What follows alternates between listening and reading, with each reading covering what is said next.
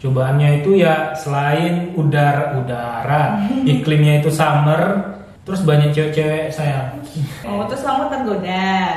Bukan hanya aku.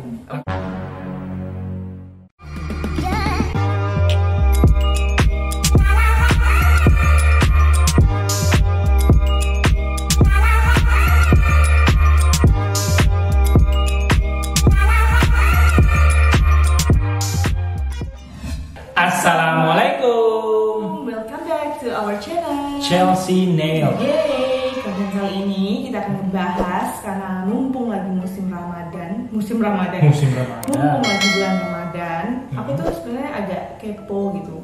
Beberapa hal tuh mungkin aku udah tahu ya soal puasa di Turki seperti apa. Tapi aku pengen lebih tahu lebih detail lagi dari kamu. So, konten kali ini akan membahas gimana sih puasa di Turki dan puasa di Indonesia. Apakah sama? Kita akan bahas bersama, oke? Oke. Yang pertama, kita akan ngomongin soal durasinya dulu.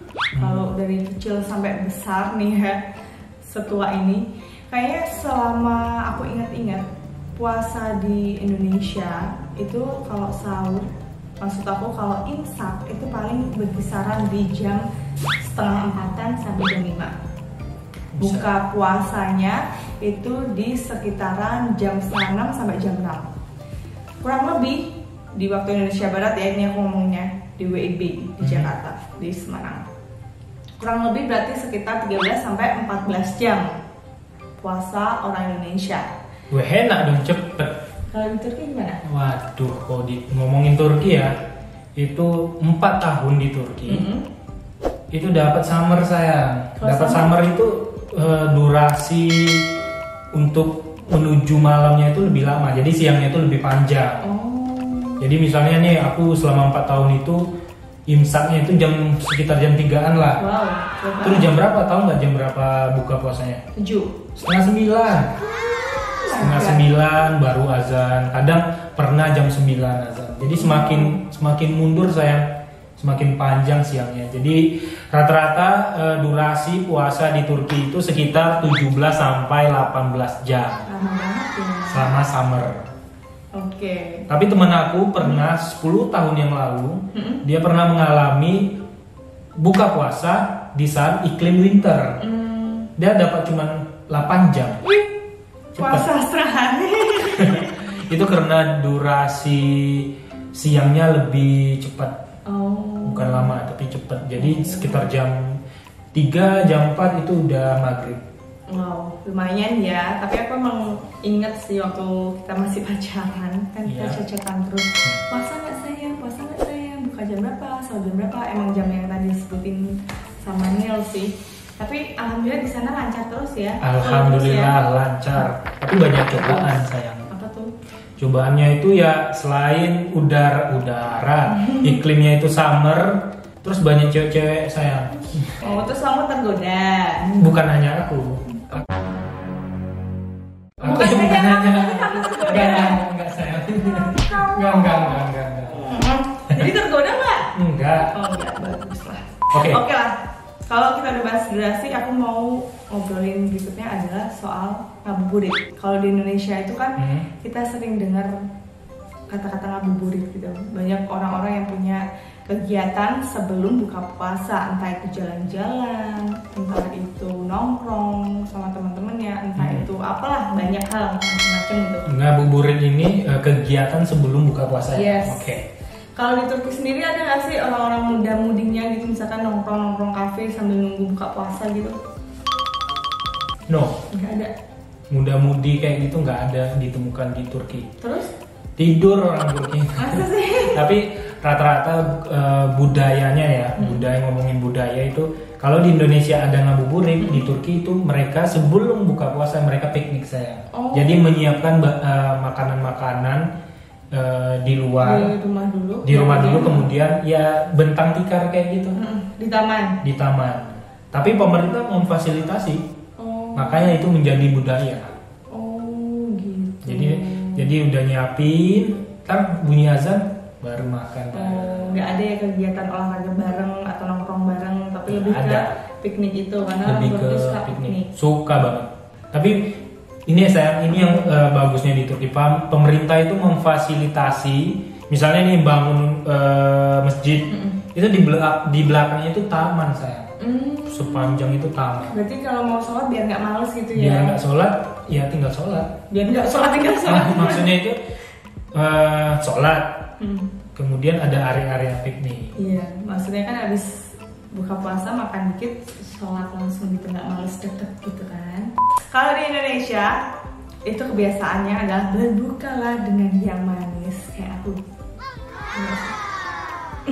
Aku diabetes. Berbuka dengan takjil gitu ya. Banyak banget kita tuh kalau misalkan di rumah juga kadang gitu, udah teh manis, es buah, ntar apalah gitu. Baru abis itu kita biasanya sholat dulu sebentar, terus baru makan besar gitu kan. Kalau di Turki takjilnya sebanyak itu enggak? Itulah yang dikangenin rata-rata orang Indonesia yang tinggal di Turki itu, kangennya takjil saya. Takjilnya yang di Indonesia itu beraneka ragam kuliner ya. Di Turki enggak. Jadi makanannya itu ya tetap sama. Boleh aku katakan makanannya ya makanan pembukanya sup, terus ada roti.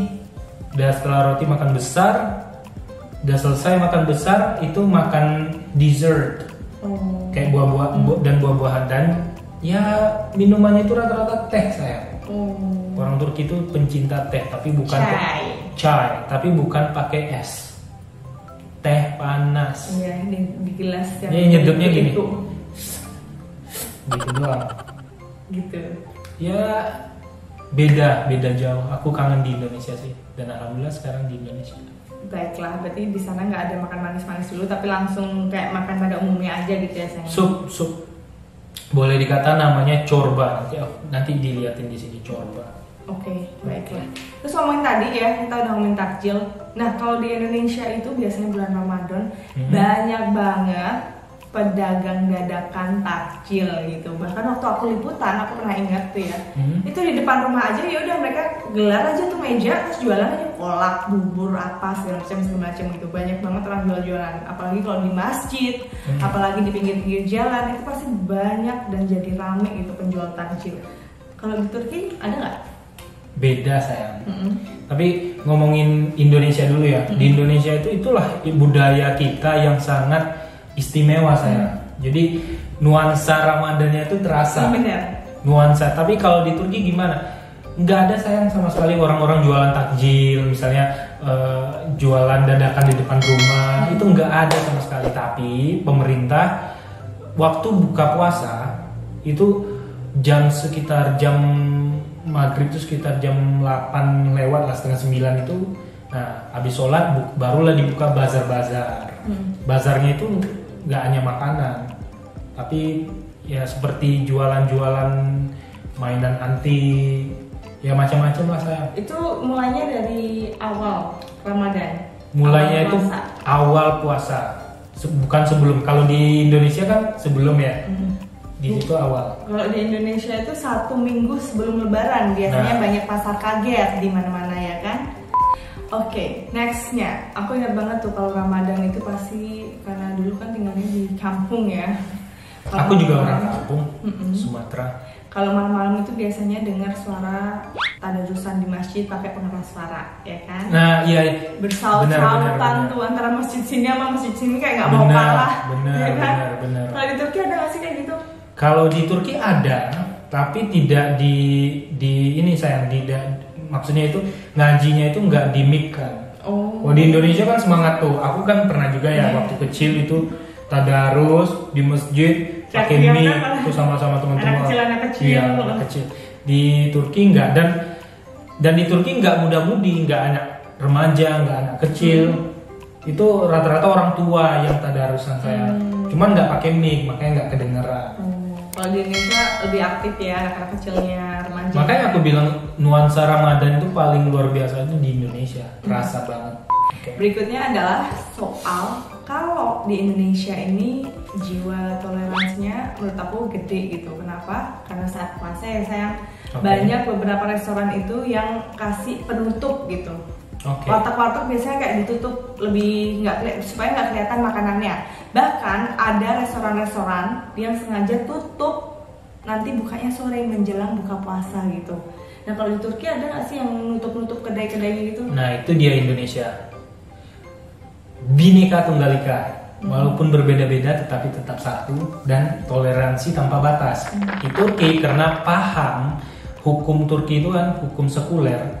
Jadi itu untuk bulan puasa itu ya sama seperti hari-hari biasanya.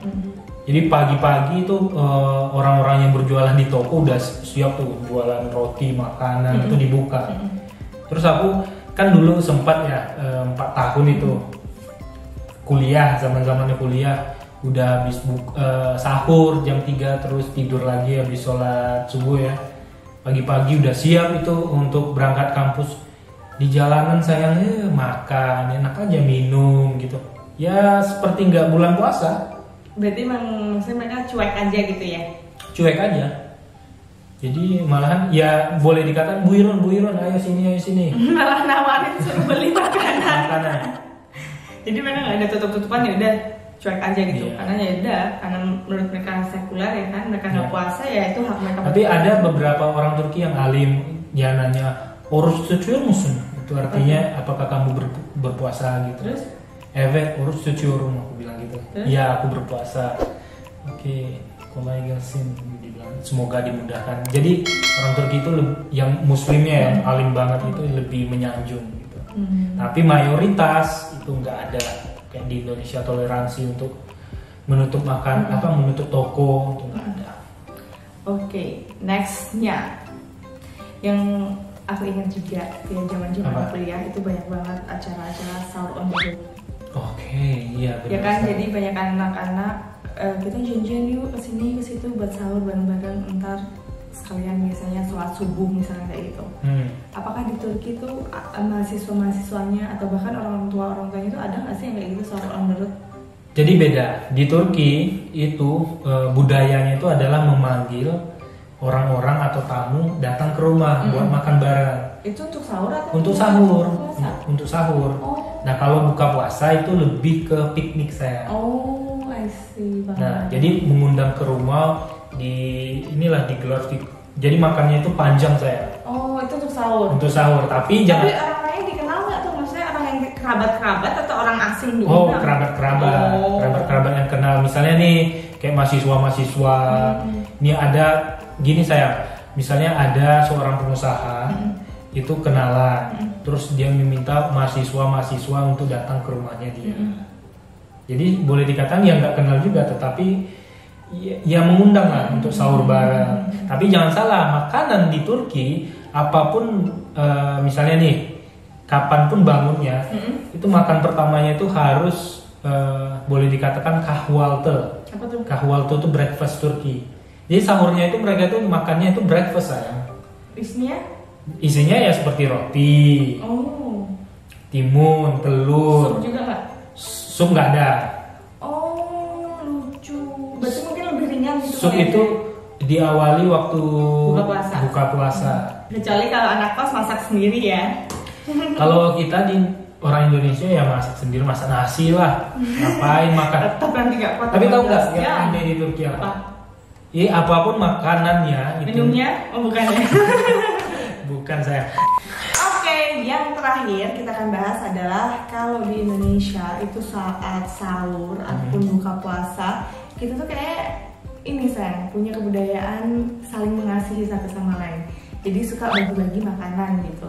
Di Indonesia tuh banyak masyarakat yang memanfaatkan bulan suci Ramadan itu untuk sedekah gitu kan. Nah kalau di Turki sendiri gimana?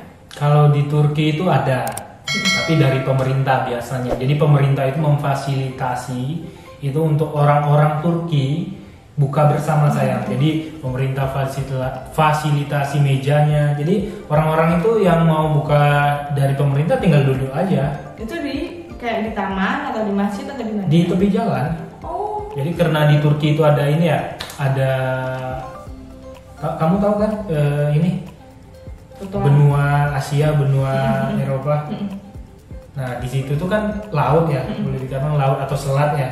Jadi di tepi-tepi itu pemerintah memfasilitasi tempat, meja, kursi, kemudian makanannya diletak, ada minuman, ada corba. Pemerintah juga yang menyediakan ya. Ada roti. nanti dikasih makanan besar. Dan itu siapapun boleh. Siapapun boleh, baik itu turis, boleh datang. Banget. Ya.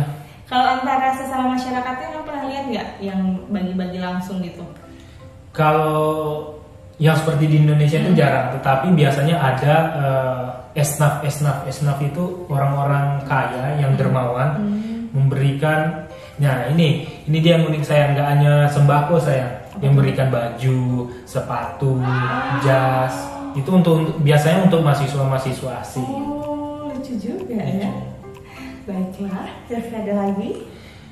Ya kira-kira itulah perbedaan puasa di Turki dan juga di Indonesia. Tetapi di closing ini sayang kita bilang, saat ini kan kita lagi dalam kondisi pandemi COVID-19 ya saya. Jadi puasa tahun ini itu seluruh dunia itu boleh aku katakan berbeda ya.